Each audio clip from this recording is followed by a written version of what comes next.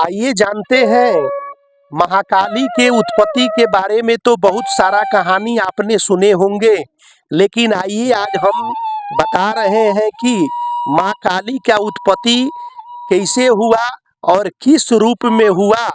चंड मुंड के साथ माँ संघर्ष करके कैसे उत्पत्ति हुई, ये कहानी को आप जानने से आप चौंक जाएंगे। दोस्तों, आप देख रहे हैं यादव 40 आलोक कैसे।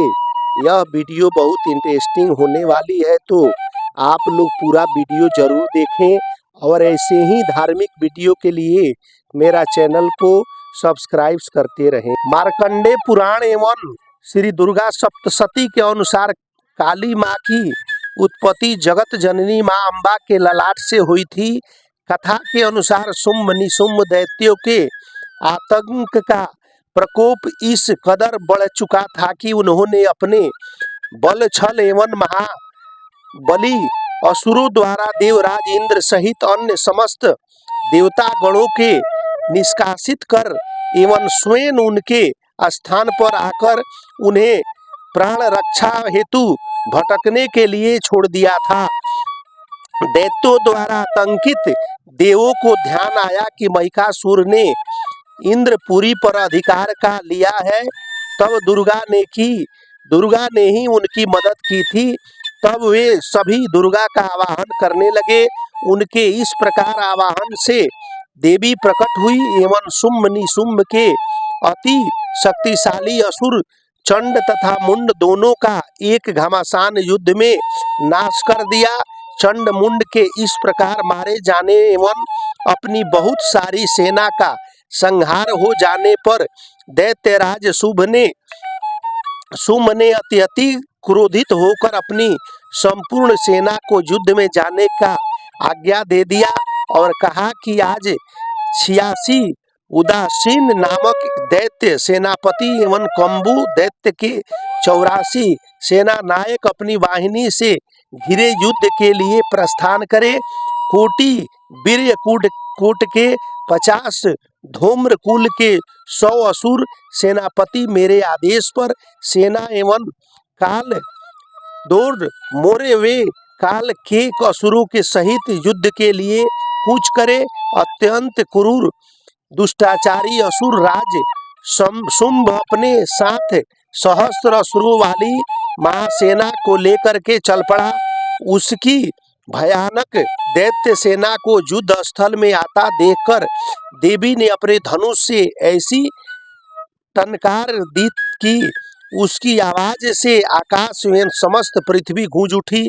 पहाड़ों में दरारें पड़ गई।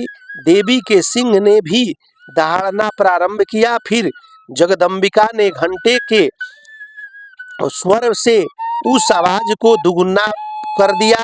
धनुष सिंह एवं घंटे की ध्वनि से समस्त दिशा गूंज उठी। भयंकर नाद को सुनकर असुर सेना ने देवी के सिंह को और माँ काली को चारों ओर से घेर लिया।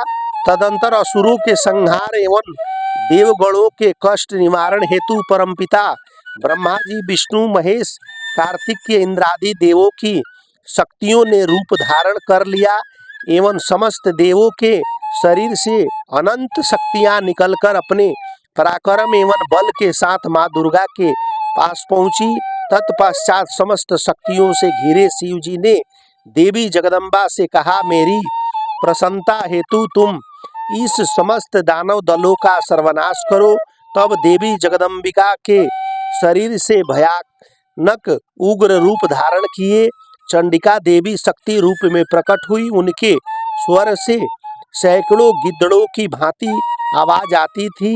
असुर राज शुंभ निशुंभ क्रोध से भर उठे। वे देवी कात्यायनी की और युद्ध हेतु बड़े अत्यंत क्रोध में चूर। उन्होंने देवी का बाण शक्ति, शूल, फरसा, ऋषि आदि शास्त्रों द्वारा प्रहार प्रारंभ किया। देवी ने अपने धनुष से टकरा की एवं अपने बाणों द्वारा उनके समस्त शास्त्रों को काट डाला जो उनकी ओर बढ़ रहे थे।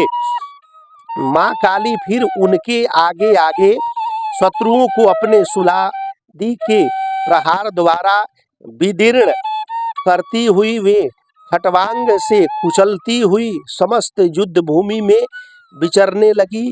सभी राक्षसों चंडमुंड आदि को मारने के बाद उसने रक्त बीज को भी मार दिया। शक्ति का यह अवतार एक रक्त बीज नामक राक्षस को मारने के लिए हुआ था। फिर शुंभ निशुंभ का वध करने के बाद में भी जब माँ काली का गुस्सा शांत नहीं हुआ तब उनके गुस्से को शांत करने के लिए भगवान शिव उनके रास्ते में लेट गए और काली माँ का पैर उनके सीने पर पड़ गया। शिव पर पैर रखते माता का क्रोध शांत होने लगा। ब्रह्मा जी के शरीर से ब्राही, विष्णु से वैष्णवी, महेश के शरीर से महेश्वरी और अंबिका के शरीर से चंडिका प्रकट हुई। पल भर में सारा आकाश असंख्य देवियों से आच्छादित हो उठा। ब्रह्मणी ने अपने कमंडल से जल छिड़का जिससे राक्षस तेजहीन होने लगे। वैष्णवी अपने चक्र, महेश्वरी अपने त्रिशूल से, इंद्राणी वज्र से और सभी देवियां अपने अपने आयुधों से आक्रमण कर रही थी। राक्षस सेना भागने लगे। रक्त बीज ने राक्षसों को शिकार की। वे स्त्रियों से डरकर भाग रहे थे। रक्त बीज हमला करने आया तो इंद्राणी ने उस पर शक्ति चलाई जिससे उसका सर कट गया और रक्त भूमि पर गिरा।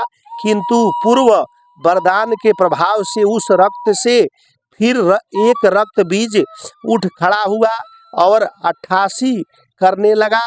जैसे ही शक्तियां उसे धरती पर उसके मारती, उसके रक्त से और असुर उठ सकते थे।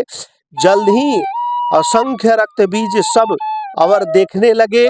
माँ चंडिका ने श्री काली से कहा कि इसका रक्त भूमि पर गिरने से रोकना होगा, इससे और रक्त बीज न जन्मे। देवी काली ने कहा कि आप सब इन्हें मारे, मैं एक बूंद रक्त भी भूमि पर न पड़ने दूंगी। और ऐसा ही हुआ कि जल्द ही सारे एक नए रक्त बीज युद्ध में मारे गए।